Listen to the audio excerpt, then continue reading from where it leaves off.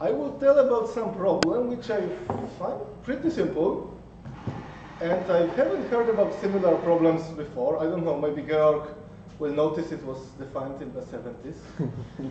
But, so I have a motivation, but I will tell a bit more about the motivation during a future research session. But just to mention, I mean, we have recently started considering separability problems in the style like, given two, let's say, vast languages, are they separable by some languages which form a subfamily of regular languages? For example, could you separate them by some first order definable language, or by some language coming from some very simple family of regular languages? And then if we dig, this is together with Keveli and Vincent Michelini. That sounds hard, so we formulated some baby case, and the baby case was actually that.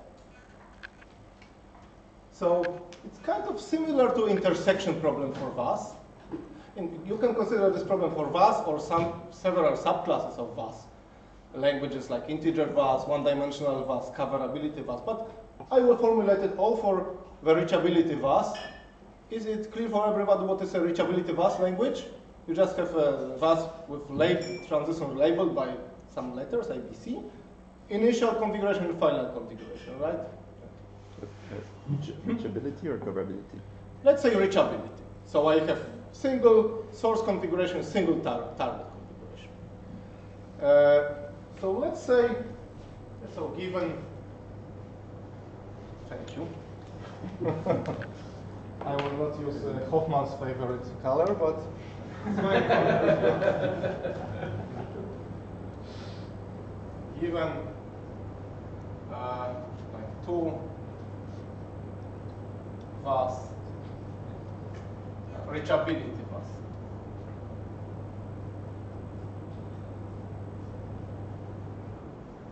Languages.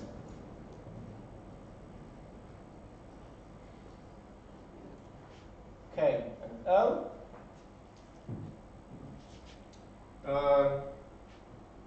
Okay, does there exist? Is it visible from the end? Does there exist a word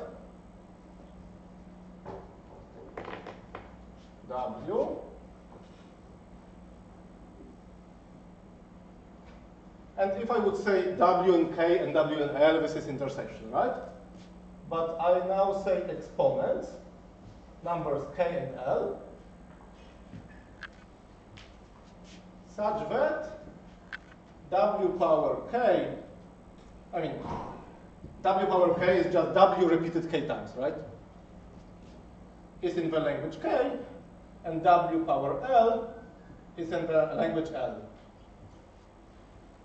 Right, so different repetitions of W are in these languages. So that's the question which we are interested in, and actually we still can't solve it even for integer VAS languages. I think we can solve it for deterministic integer VAS languages, so that's really baby case.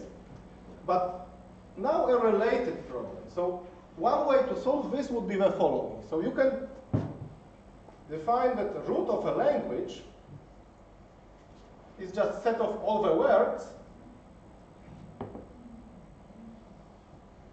such that for some K, we have a power of W is in our language for some K, right?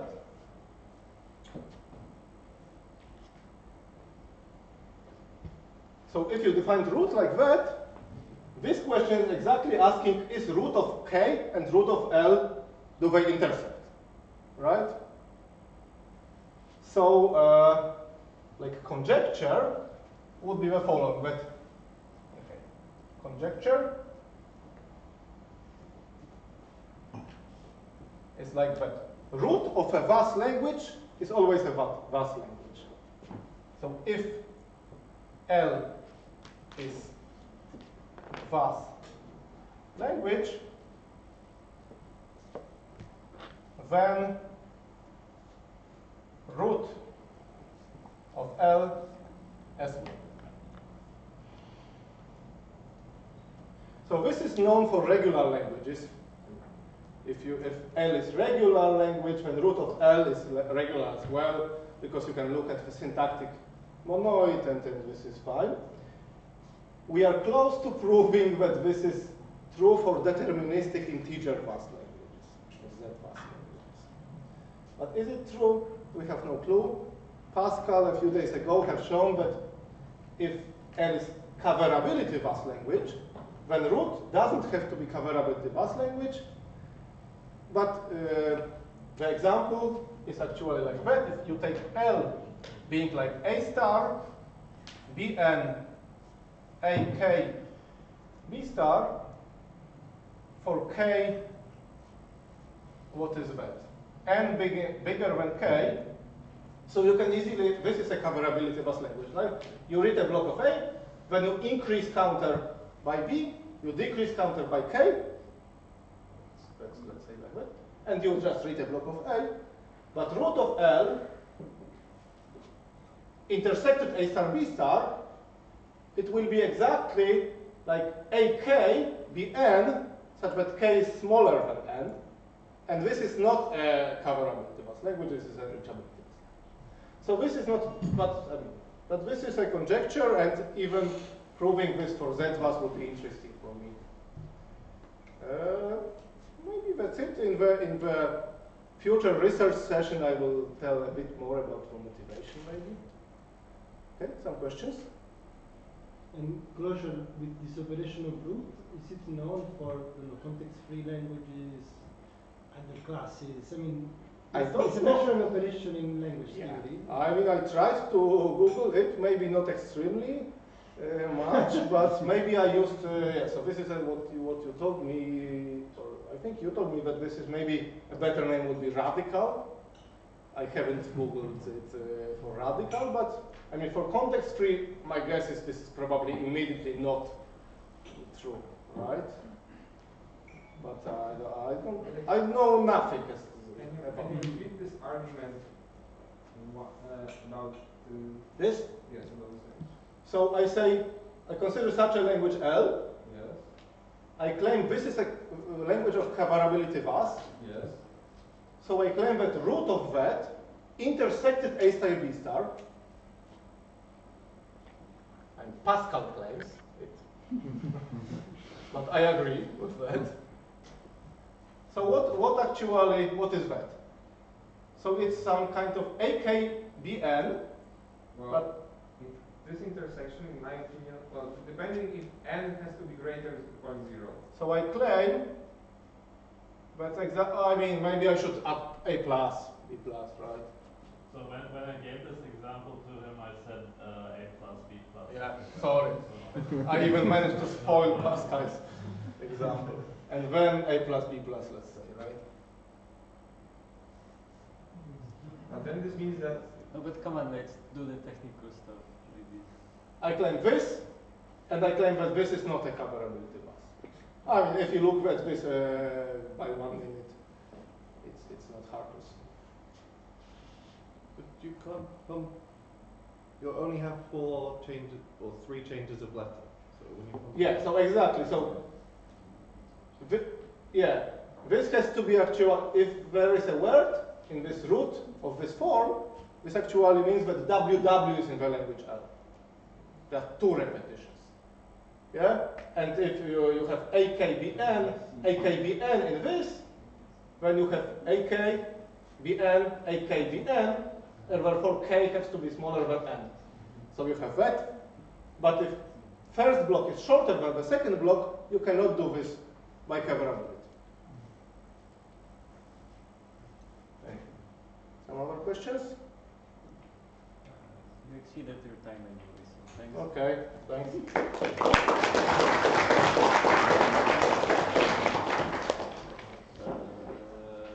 Lorenzo? No.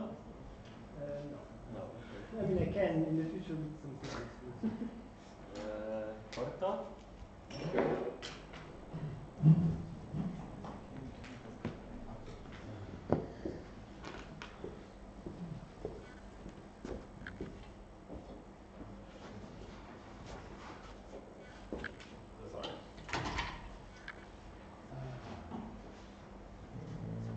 Oh, it's okay, that does.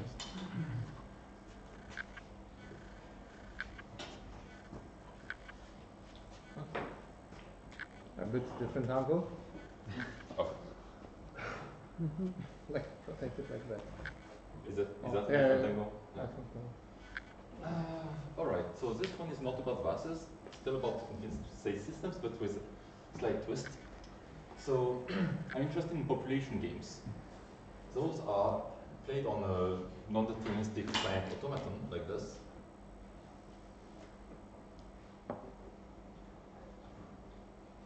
Something like this. And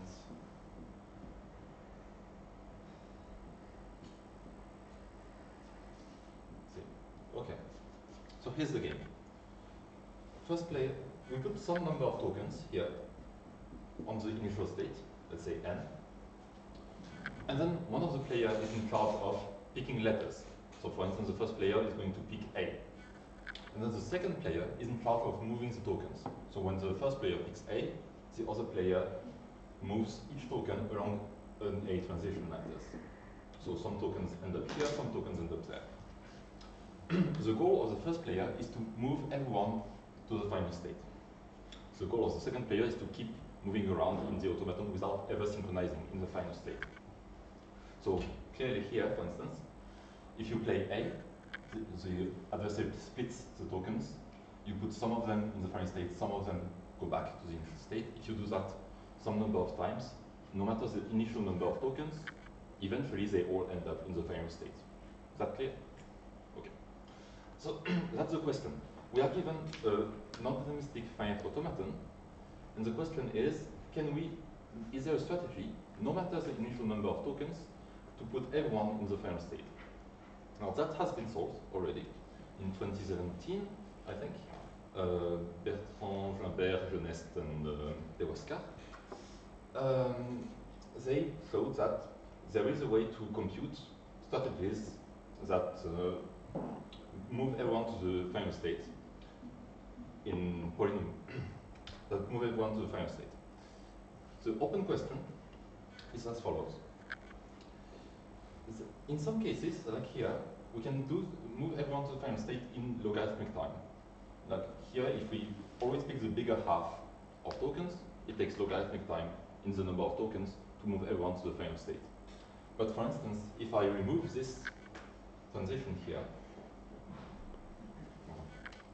then it's a bit more difficult, because if everyone goes here, then we can play C, and we win.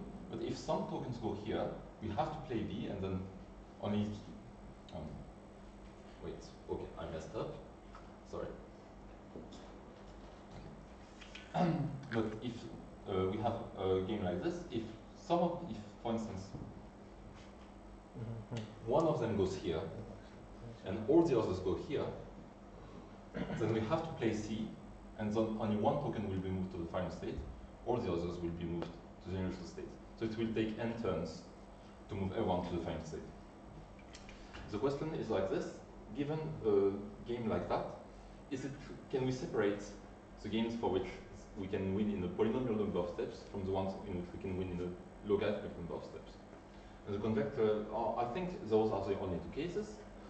The intuition behind it would be to find a way to formalize the fact that in some games, when we split the tokens, we can choose which half of the tokens we can make progress, which half we can send forward to the final state, for instance. In some other games, we cannot choose this half. The adversary will be able to send only one token on one side, and we will have to send this one token to the end before moving the rest of the crowd. Well, I think that's it. I'll tell you, if you're interested, I can tell you about the technique used to solve the initial problem, and there's good hope that by leveraging this technique and working a bit with it, we can find a game, an omega regular game that formalizes this intuition of being able to choose which side to split, which side we can send to the end or not. Questions? Yes.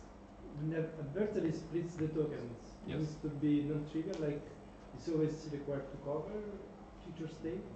Oh no, it So can be. here actually you lose, yeah? Because the adversary can always no. force you to. No, you're right. C is always safe. If he sends all tokens here, you play B. If he sends some tokens here, you play C. And What then happens to the tokens on top when you play C? I thought It's good they- luck. they go back. And this is C. This is a C. So why can't you just play B in this situation and put most of them to the final state? Because the one below that. What- I didn't draw. No, there's a B transition that sends you to a. Okay.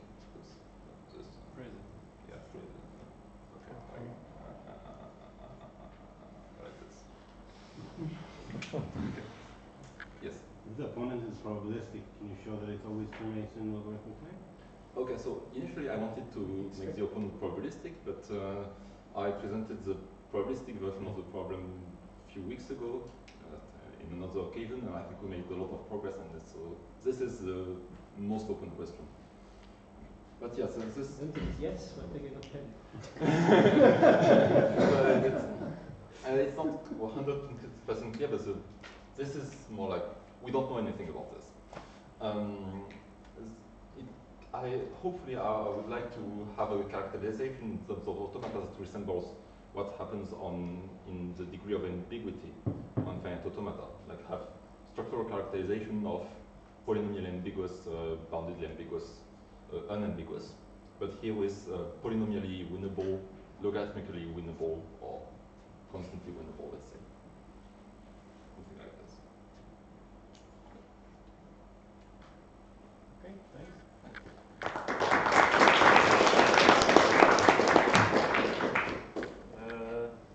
Is Shrisha here?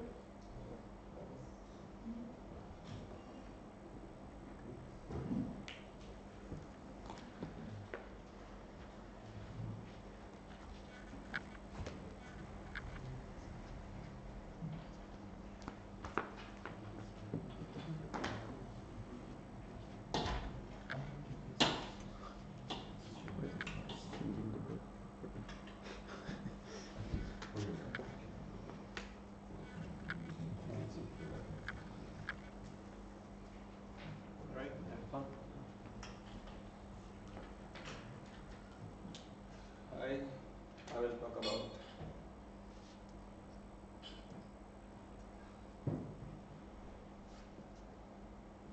continuous Newton mass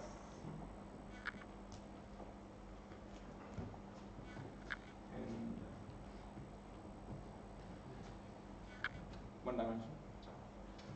So what is this? You can have states and the transitions, you can have a counter update, let's say +1, and you can push and pop a stack symbol.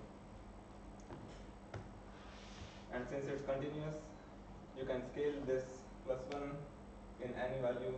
So you can choose a lambda between 0 and 1 to scale this +1.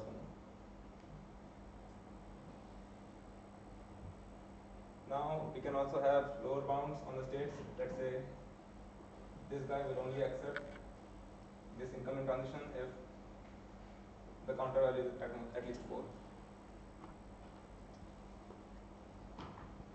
So in this model we have shown that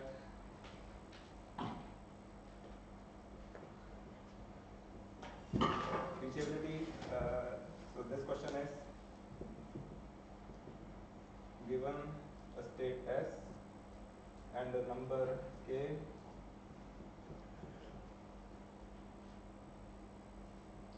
can SK be reached? We know that this problem is in NB, but we don't know if it's, so there are two possibilities here. Is it in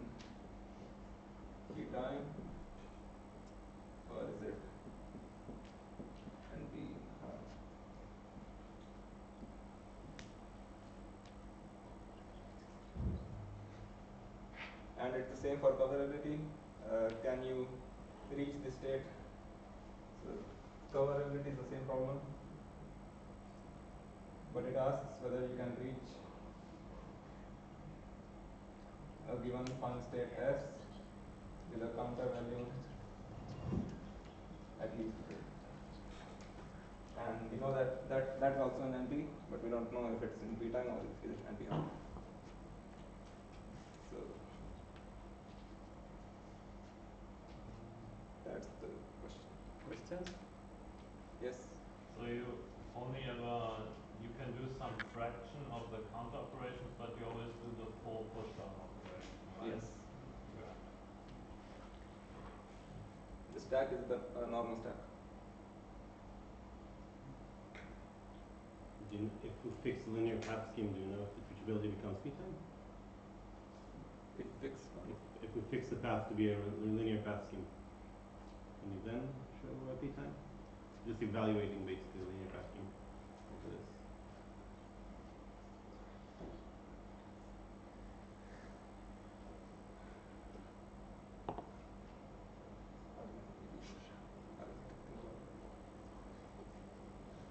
More questions? All right, thanks.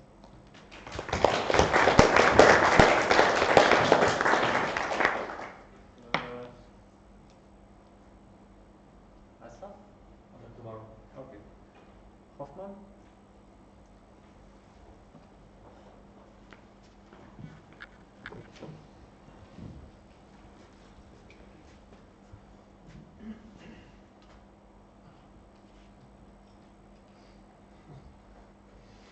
Have to use green one. Okay, so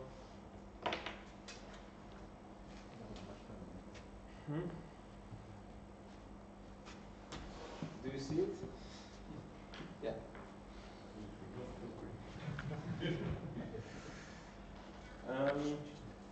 So Slavek already mentioned data patronage.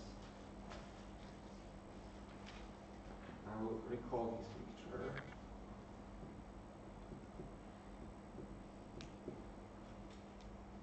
And he made something like this. It's Y, Z, W, and he wrote some formula here, which was like X equal Y not equal Z, W not restricted. So first,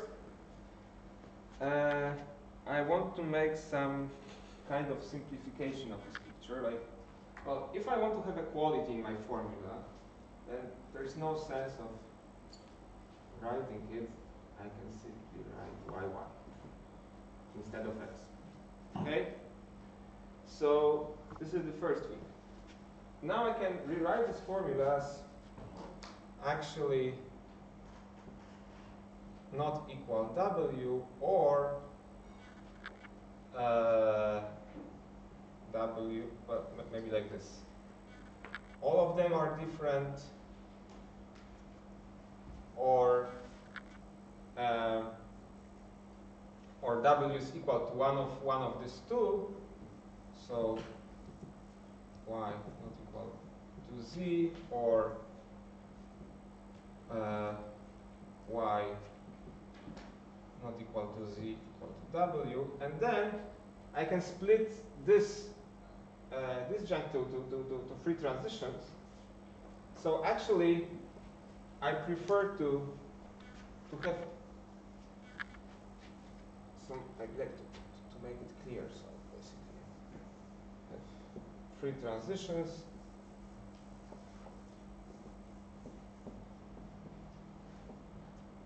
And then I will have all three different, or Y will be equal to W, so I will have Y, Y, Z, Y, Y, or Y, Y, Z, Z. Yes, these are, and then I can basically turn any datanet of this type into a datanet with only inequalities like fully this equality is fully specified. So basically, I don't need to write the formula here. Okay, so this is like to simplify the input, also to expand it a little bit, but could you repeat what happened now? Like you, so like now I'm saying that we are not writing the formula. The formula is implicitly that all variables are different. Injective assembly. Okay, so this is the first thing. And now I want to extend this model a little bit, because Sławek assumed that every token carry one datum. Okay, so he assumed that he's consuming 2 tokens, one from here, both of them with the value y, one token from here with value z, and produces one token with the value w. What if every token carries 2 data or 3 data? Okay, some tuple of data. Well, then we have to specify what is consumed. So probably if we are consuming pairs, then we'll consume something like this. Let's say we'll consume ZZ, and maybe from here we'll consume ZY. We'll produce here WZ, let's say. Okay? And of course, what Sławek was saying was that the problems already for one datum, they are highly non-trivial. So if you are going to pairs, the questions about reachability, coverability will become undecidable. So we have to look for a simpler problem and look for a simpler problem. Let's start from the most basic technique for Petri nets, which is state equation or marking equation, which says that, well, if from initial configuration I'm reaching by some transitions, some final configuration, then I can write an equation, which is final minus initial is equal 2 times T1 plus T2. Usually we write in the form, there is a delta matrix that is describing the transition times some vector x, which is specifying how many times I'm executing each transition. It's equal to the final minus initial. Okay, this is standard for Petri nets. This is the matrix with columns being effects of transitions. Okay, so let's try to move this equation to data. Okay? Okay. So first, what will be the rows of this transition? Well, here the rows are places and columns are transitions. Here, well, to describe the configuration, we not only need to describe places, but we also need to describe the data. So probably the rows should be labeled by places times pairs of data, infinite set. Okay.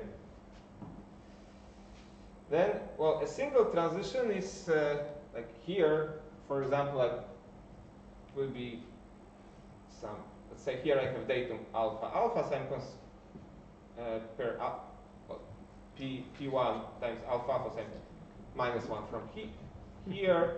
Some beta, some like concrete data.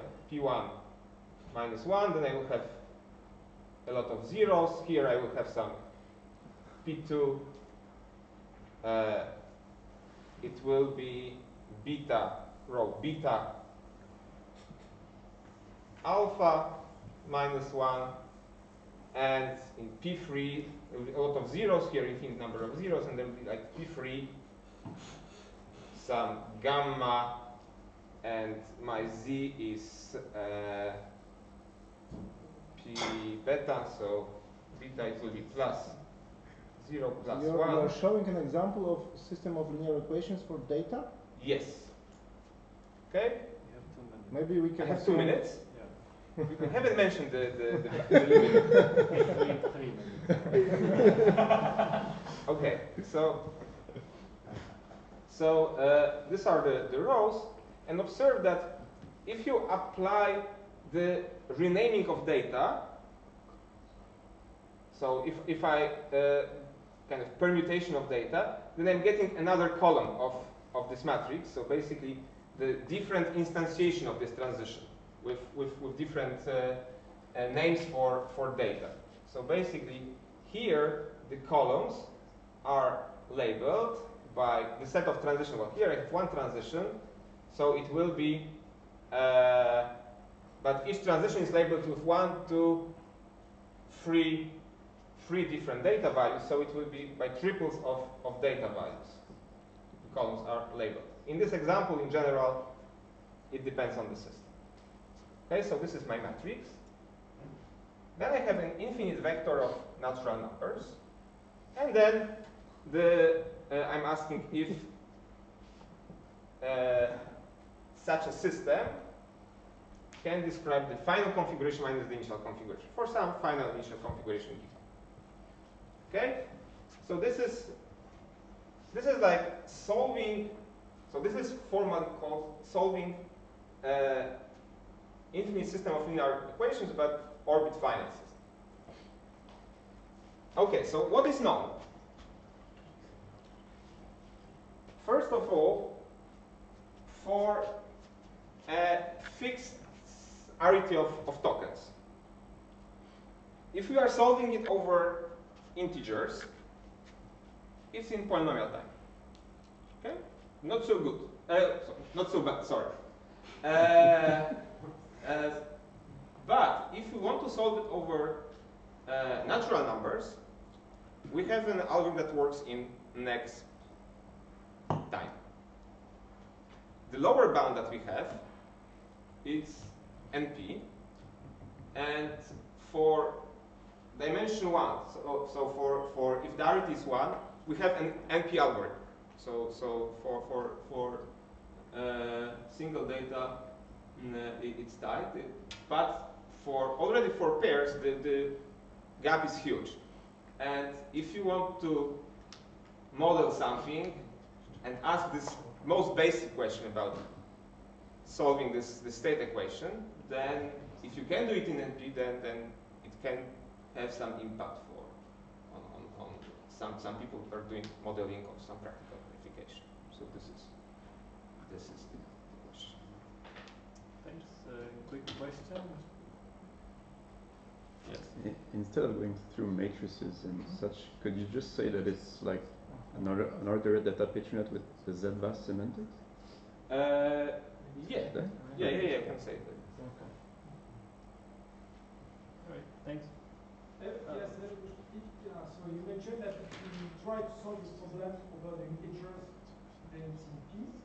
If we try to solve over the rational values and non-negative rational values, That's then also in P, if I remember correctly. okay.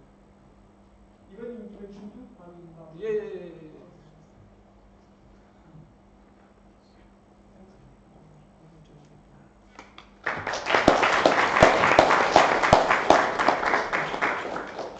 I think the final speaker is Łukasz.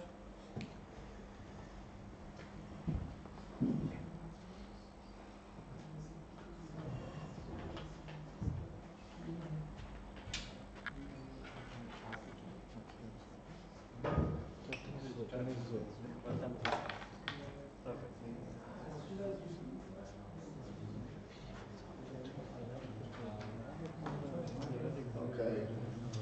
So I will tell about a problem which is connected to reachability.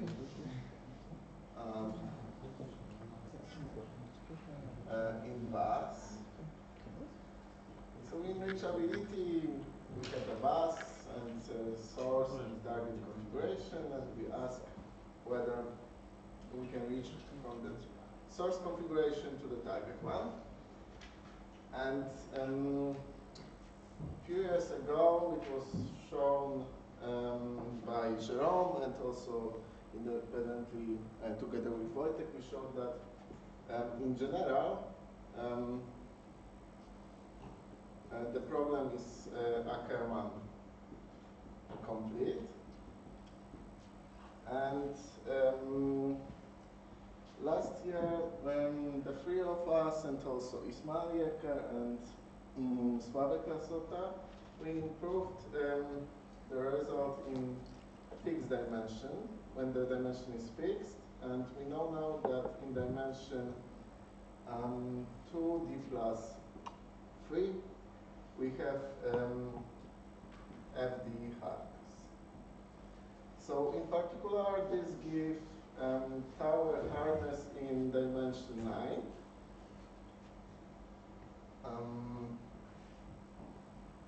Okay, and also a few years ago, together with Wojciech, we showed that the problem is actually tower hard already in dimension 8. And also in dimension 1, it is known to be NP complete.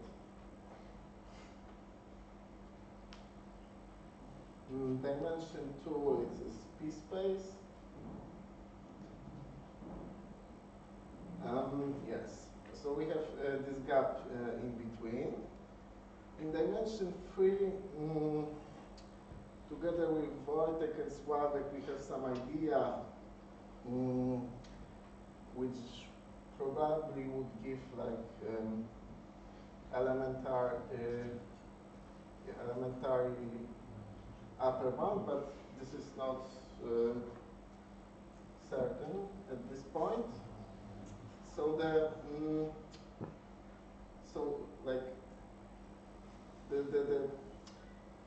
open question is like the smallest dimension in which we have tower hardness. So probably something in between 4 and 7. Yes, so this is this open problem, and you can approach this in two ways. So one way is to give upper bounds for small dimension, like 4 or so. But this probably is not so easy. Maybe easier is to give better lower bounds for dimension 7 or so. And up to now, I think like the most of the proof were by simulating the zero tests. Like in general, you can not simulate it, but when you have a bounded number of them, then it is possible. But we often need a lot of counters to simulate up to tower zero tests. So one approach would be probably to have some better techniques for zero testing, for simulating these zero tests. And the second direction, I think, is to trying to show that in some low dimension we have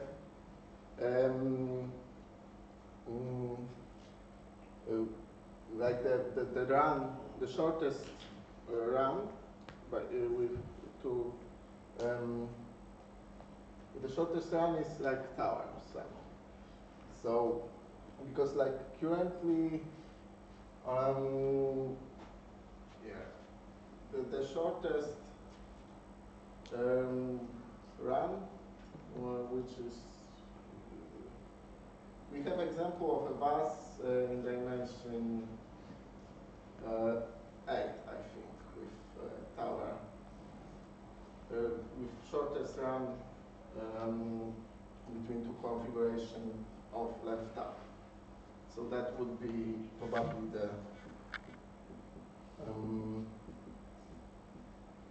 the second direction to try to to lower the dimension in which we have non-elementary lower bound. Any questions? Any? Yeah. What encoding do you use? So like the bottom zero shooting binary is 8. So binary yes. as well? So these results are like binary encoding, right? But if you are saying something about tower hardness, the encoding doesn't matter actually, right? It's only one exponent when you have tower. Yeah. Yes, Ron? Yes, you mentioned 3, so you mentioned that it's a work in progress. Yes. Do you think that if there exist separators, even as seminar set, inductive seminar set, there will be elementary within this seminar? I don't know. Okay, it's more a result about the length of the minimal execution that you have.